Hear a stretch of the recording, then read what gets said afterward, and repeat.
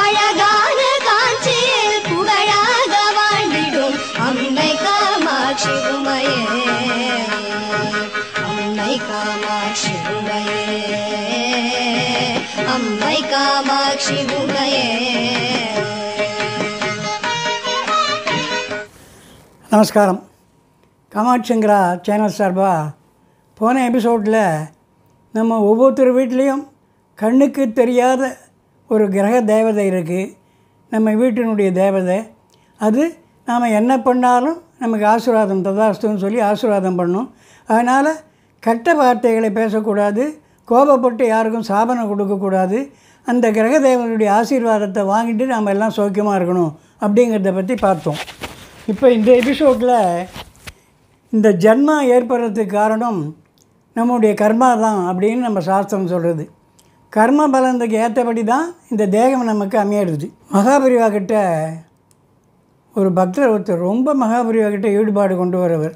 அவர் மகாபரிவா கிட்ட வந்து உருக்கத்தோடு வேண்டுகிறார். என்னென்னா மோட்சத்தை தான் வேண்டுறார் அவர்.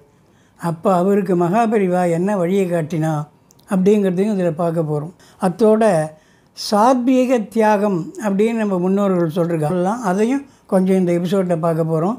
அதுக்கு முன்னால் நம்ம வந்து இந்த கர்மாக்கள்லாம் அனுபவிக்கிறதுக்கு காரணம், பாவம் பண்ணுறதுக்கு காரணம், புண்ணியம் பண்ணுறதுக்கு காரணம் நமக்கு இருக்கக்கூடிய அறிவு, ஆறாவது அறிவுன்னு சொல்கிறோம் மனுஷாளுக்கு. மிருகங்களுக்கெல்லாம் அது கிடையாது. 6 அறிவு படைச்சவா மனுஷான்னு சொல்கிறோம் இல்லையா? அந்த 6வது அறிவு மூலியமாக தான் பகுத்தறிவுன்னு சொல்கிறோமே, அது மூலியமாக தான் நாம் நல்லது கெட்டதுங்கிறத பிரித்து பார்க்குறோம். ஆனால் மிருகங்களுக்கு அது கிடையாது. மிருகங்களுக்கு 5 அறிவு தான் உண்டு. மிருகங்கள் இருக்கக்கூடிய அந்த 5 அறிவு எவை? இதுதான் கேள்வி. இதுக்கான பதில் எபிசோடு முடிவில் சொல்கிறேன். சரியாக இருக்கா பார்த்துங்கோ. இப்போ எபிசோட்டுக்கு உள்ளே நம்ம போகலாம். நம்ம முன்னோர்களெல்லாம் கர்மாவை 3 விதமாக பற்றி சொல்லியிருக்கா. 3 வித கர்மாக்களை சொல்கிறா. சஞ்சித கர்மான்னு ஒன்று பேர், பிராரத கர்மான்னு ஒன்று பேர், ஆகாமிய கர்மான்னு ஒன்று பேர். இந்த 3 கர்மாவையும் இல்லாமல், அதாவது புண்ணியம் மட்டுமே பண்ணி சேர்க்கணும்.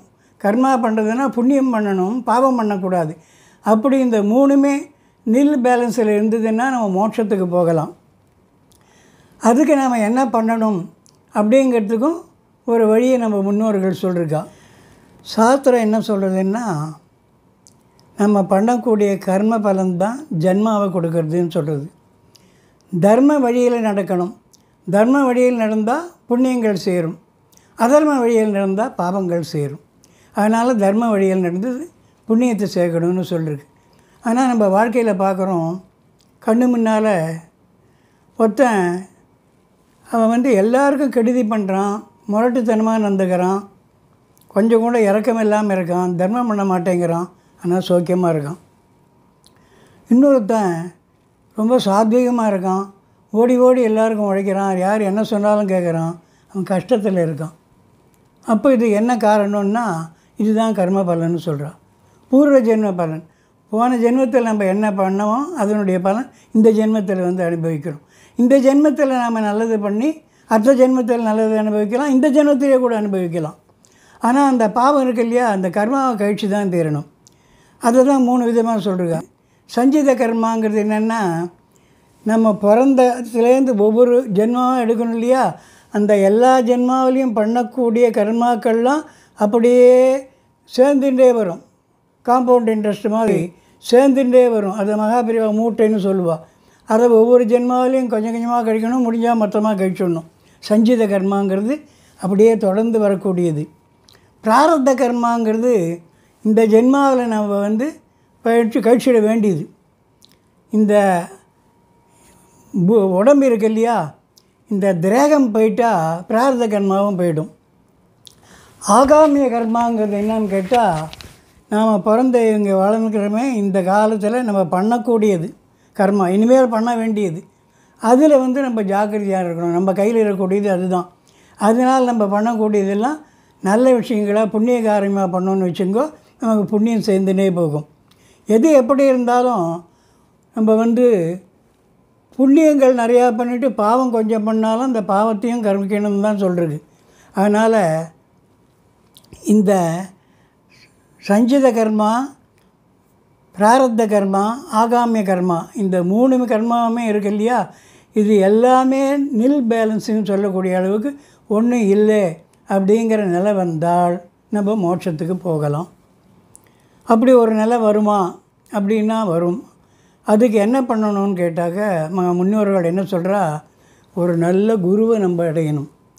அந்த குரு நமக்கு வழிகாட்டுவார். அவர் மூலியமாக நாம் அம்பாளை பிடிச்சிக்கணும். ஒரு தெய்வத்தை பிடிச்சிட்டு சரணாகதி அடைஞ்சோன்னா அந்த குரு மூலியமாக அந்த தெய்வம் நமக்கு கடையேற்றும். நம்ம மோட்சத்தை அடையலாம். இந்த கர்மாக்கள், அதாவது இந்த சங்கீத கர்மாவும் அந்த ஆகாமிய கர்மாவும் இல்லாமல் போயிடும். பிராரப்த கர்மா இந்த தேகம் விழுந்த உடனே அதுவும் போயிடும், இல்லாமல் போயிடும் அப்படின்னு நம்ம முன்னோர்கள் சொல்லிருக்கா. நான் ஒரு முறை மகாபெரிவா கிட்ட அவருடைய பக்தர் ஒருத்தர், சொல்ல முடியாத பக்தி கொண்டவர், தங்கமான மனுஷர், ரொம்ப நல்லவர். மகாபெரிவாவுடைய மகிமையெல்லாம் லோகம் பூரா சொல்கிறது தான் அவருடைய லட்சியம், குறிக்கோன்ற அளவுக்கு அவர் காரியம் பண்ணக்கூடியவர், நல்ல மனுஷன்.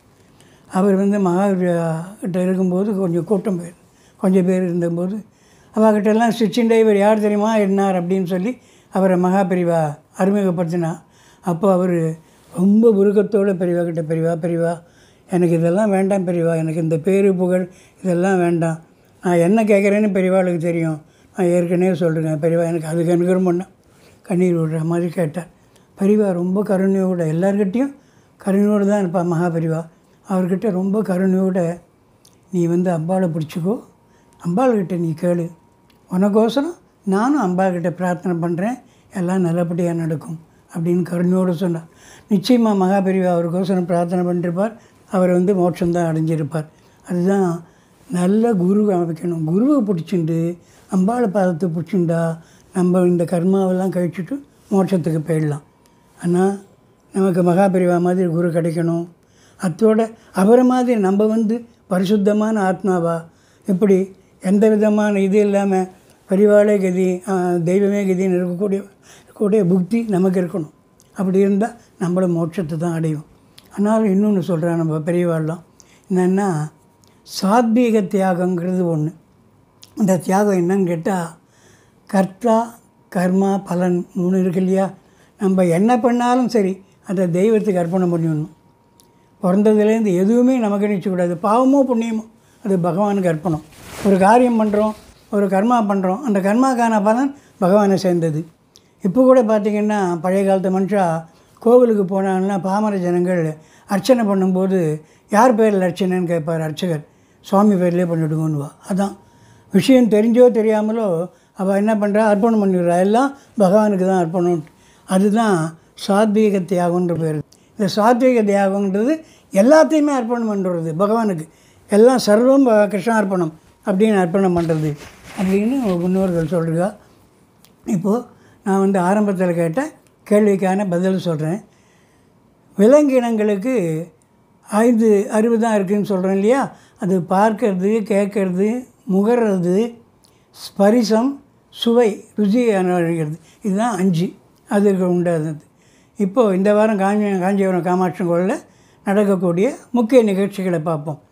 12ஆம் தேதி வெள்ளிக்கிழமை தங்கரதம், 16ஆம் தேதி மாசப்பிரவேசம் தங்கரதம். அடுத்த வாரம் வேறு சில முக்கிய நிகழ்ச்சிகளோடு சந்திப்போம். மகாபெரிவா பாதாரவந்தங்களே சரணம். ஹரஹர சங்கர, ஜெய ஜெயசங்கர, ஜெய ஜெய காமாட்சி.